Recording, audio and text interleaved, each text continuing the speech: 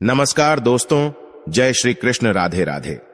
ससुराल में राज करने के लिए ही जन्म लेती हैं ये 4 नाम वाली लड़कियां।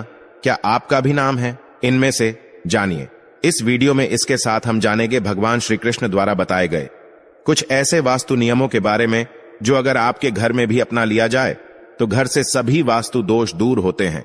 तो पूरी जानकारी के लिए इस वीडियो को अंत तक जरूर देखिएगा। दोस्तों, सच्ची श्रद्धा से कम इसमें जरूर लिखें हर हर महादेव, राधे राधे। दोस्तों, ससुराल में राज करने के लिए जन्म लेती हैं ये 4 नाम वाली लड़कियां।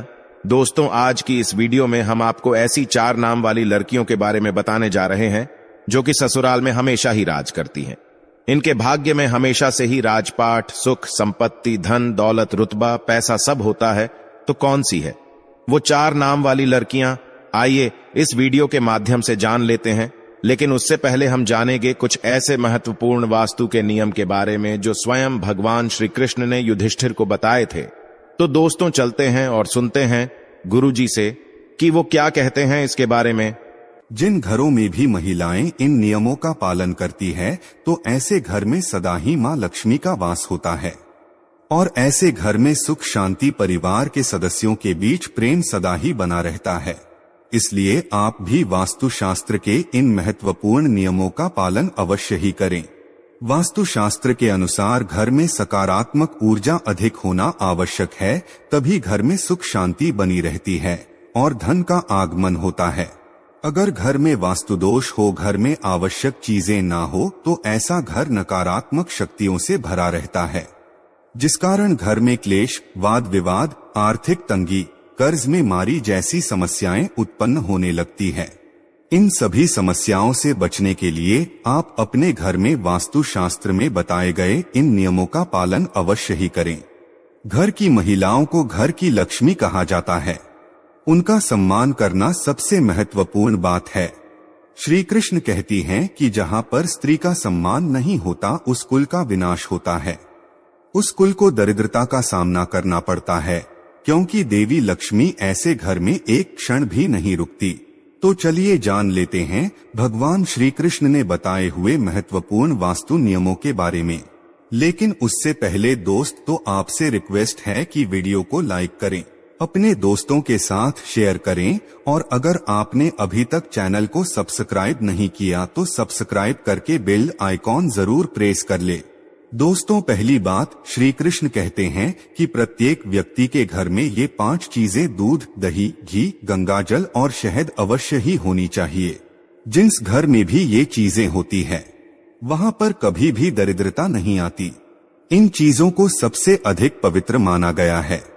दूसरी बात, घर के प्रत्येक सदस्य को, खासकर बड़ों को एकादशी के व्रत का अवश्य ही पालन करना चाहिए। एकादशी के दिन घर में किसी भी प्रकार का अनिष्ट कार्य ना करें।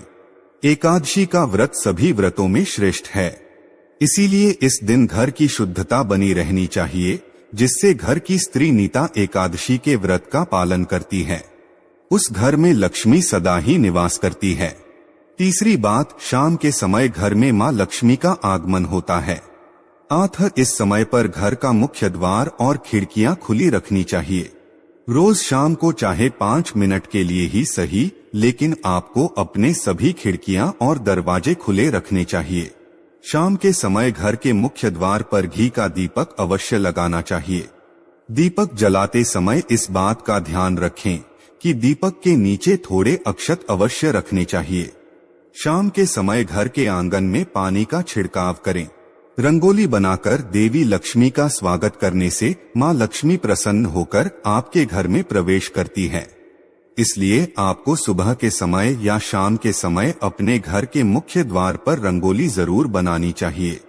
चौथी बात, घर के मुख्य द्वार पर स्वस्तिक का चिन्ह बनाना चाहिए। स्वस्तिक अत्यंत शुभ चिन्ह है। ये घर को बुरी नजर से बचाता है तथा घर में नकारात्मक शक्तियां प्रवेश नहीं कर पाती। पांचवी बात, हफ्ते में एक बार नमक के पानी से घर में पोछा लगाना चाहिए। नमक नकारात्मक शक्तियों को सोख लेता है और घर का वातावरण पवित्र करता है। स्नान करते समय भी पानी में थोड़ा सा नमक मिलाकर स्नान करना चाहिए, इससे तन की शुद्धि होती है। छठी बात, रोजाना चींटियों को शक्कर मिला हुआ आटा डालना चाहिए। इससे व्यक्ति के कुंडली के दोष दूर होते हैं। 7वीं बात, कुलदेवी अथवा कुलदेवता के वार के दिन घर में उनके नाम का दीपक लगाना चाहिए। जैसे अगर आपके कुलदेवता महादेव है तो सोमवार का दिन महादेव का दिन होता है। ऐसे में सोमवार को विशेष महादेव के नाम का एक दीपक अपने घर के मुख्य द्वार पर रखें। आप तेल का दीपक भी लगा सकते हैं। महादेव आपके घर पर अपनी विशेष कृपा बरसाएंगे। तो इसी तरह से ये उपाय आप अपने कुलदेवता या कुलदेवी के लिए कीजिए। इससे कुल देवता प्रसन्न होते हैं और घर के सदस्यों पर अपनी कृपा दृष्टि बनाए रखते हैं। 8वीं बात, किसी भी विशेष त्योहार या शुभ मुहूर्त पर एक मुट्ठी काले तिल लेकर अपनी मुट्ठी पत्ती 3 बार फूंक मारी है। अब इन काले तिल को आप अपने घर की छत पर डाल दीजिए। इससे नकारात्मकता नष्ट होती है। घर पर अगर किसी की कुदृष्टि हो तो वो भी दूर हो जाती है। आपके शत्रु कुछ भी आपका बिगाड़ नहीं पाएंगे। तिल की उत्पत्ति भगवान विष्णु के मैल से हुई थी, इसीलिए इसमें बहुत शक्ति होती है। 9वीं बात, श्री कृष्ण कहती हैं, द्वार पर आई गौमाता और द्वार पर आए कुत्ते को रोटी अवश्य खिलाएं। पशु पक्षियों के लिए घर की छत पर अथवा बालकनी में पानी और खाद्य पदार्थ की व्यवस्था जरूर करें। 10वीं बात, पशु पक्षियों के साथ ही वृक्षों की देखभाल करने का दायित्व भी मनुष्य का ही है। इसीलिए घर के रसोई घर में नित्य एक लोटे में पानी भरकर रखें और सुबह इस पानी को पेड़ पौधों में डाल दें। इससे सभी प्रकार के वास्तु दोष नष्ट होते हैं। 11वीं बात, घर के बाहर ईशान को उनमें जल से भरा पात्र अवश्य रखना चाहिए ताकि कोई भी अतिथि प्यासा ना लौटे और आपको आशीर्वाद प्रदान करें। प्यासों को पानी पिलाने से बड़ा पुण्य और कोई भी नहीं होता। तो दोस्तों, ये तो थी वो महत्वपूर्ण बातें जब भगवान श्री कृष्ण ने सुख समृद्धि के लिए बताई। आइए आप जानते हैं कौन से वो 4 नाम है जो अगर किसी भी महिला के हो तो ऐसी महिला करती है ससुराल पर राज। दोस्तों, शादी के बाद जब भी कोई लड़की अपने ससुराल जाती है तो उसे कई प्रकार के नियम कायदों का पालन करना पड़ता है। उसे अपने ससुराल के लोगों के अनुसार स्वयं को ढालना पड़ता है। हर घर का रहन सहन और उसमें रहने वालों की सोच बिल्कुल अलग होती है। ऐसे में इतने सारे लोगों के बीच जब एक लड़की बहू बनकर आती है तो उसे ही स्वयं के घर के माहौल के अनुसार ढालना पड़ता है। हालांकि सभी लड़कियां ऐसा नहीं करती, बल्कि कुछ लड़कियां तो इतनी माहिर होती है कि ससुराल जाकर बाकी सबका रहन सहन ही बदल देती है और खुद अपनी बोली चलाकर घर पर राज करती है। दोस्तों, ससुराल जाकर सब कुछ अपने हाथों में कर लेना भी एक कला है जो सब में नहीं होती। ऐसे में आज हम आपको इस वीडियो के माध्यम से उन 4 नाम वाली लड़कियों के बारे में बताने जा रहे हैं जो कि अपने ससुराल पर राज करने के लिए ही जानी जाती है। दोस्तों, इन लड़कियों में कुछ ऐसी खास बातें होती है जिसके कारण ससुराल में सिर्फ इनकी ही चलती है और ये अपने हुनर के चलते घर को बहुत अच्छे से संभालती भी है। दोस्तों, नंबर 1, ए नाम वाली लड़कियां। जी हाँ दोस्तों, ये नाम वाली लड़कियां बहुत ही चालाक होती है। इन्हें दूसरे लोगों का दिल जीतना या उनसे अपनी बात मनवाना बहुत अच्छे तरीके से आता है। ये जब अपने ससुराल जाती है तो अपनी मीठी मीठी बातों से सबको अपनी ओर कर लेती है। इसके बाद हर कोई इन्हीं की प्रशंसा करता है और इनके खिलाफ भी नहीं जाता। दोस्तों, इनकी ये कला इन्हें ससुराल में सबका फेवरेट बना देती है और ये वहां आराम से राज करती है।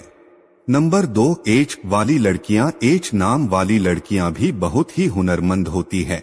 ये अपने हुनर से ससुराल वालों को खुश कर देती है। इनकी खूबियों को ससुराल के लोग भी नजरअंदाज नहीं कर पाते। इस प्रकार सबके मन में इनके लिए एक इज्जत बनी रहती है।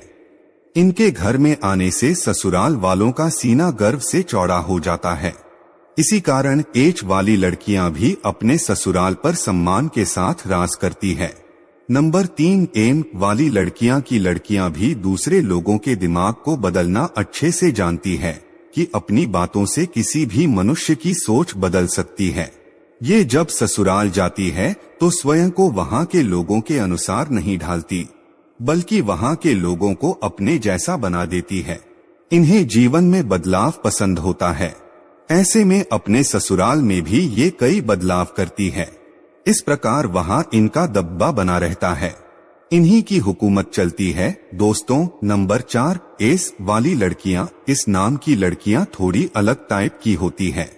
इन्हें गुस्सा भी बहुत जल्दी आ जाता है या अपने ससुराल में बड़े ही ठाट बाट के साथ रहती है। जो व्यक्ति इनका हक मारने की कोशिश भी करता है तो वो इनके सामने अधिक समय तक टिक नहीं पाता। और दोस्तों, ये ससुराल में सभी को अपने वश में करके रखती है। कई लोग तो इनसे खौफ भी खाते हैं। इस प्रकार से अपने ससुराल में रानी की तरह रहती है। दोस्तों, ये थी वो 4 नाम वाली खास लड़कियां जो कि ससुराल में राज करने के लिए ही जन्म लेती है। वैसे आपका शुभ नाम किस अक्षर से शुरू होता है? आप हमें कमेंट्स में जरूर बताइएगा। दोस्तों, आप कोई वीडियो कैसा लगा हमें कमेंट में जरूर बताएं। इस वीडियो को लाइक करें, अपने दोस्तों के साथ शेयर करें और हमें सब्सक्राइब करना ना भूलें। और हाँ, इस वीडियो से कोई भी सवाल है तो आप कमेंट बॉक्स में जरूर लिखें। और आपके पास कोई भी सवाल नहीं तो यस लिखें, क्योंकि यस लिखने से वीडियो बनाने का मोटिवेशन मिलता है। धन्यवाद।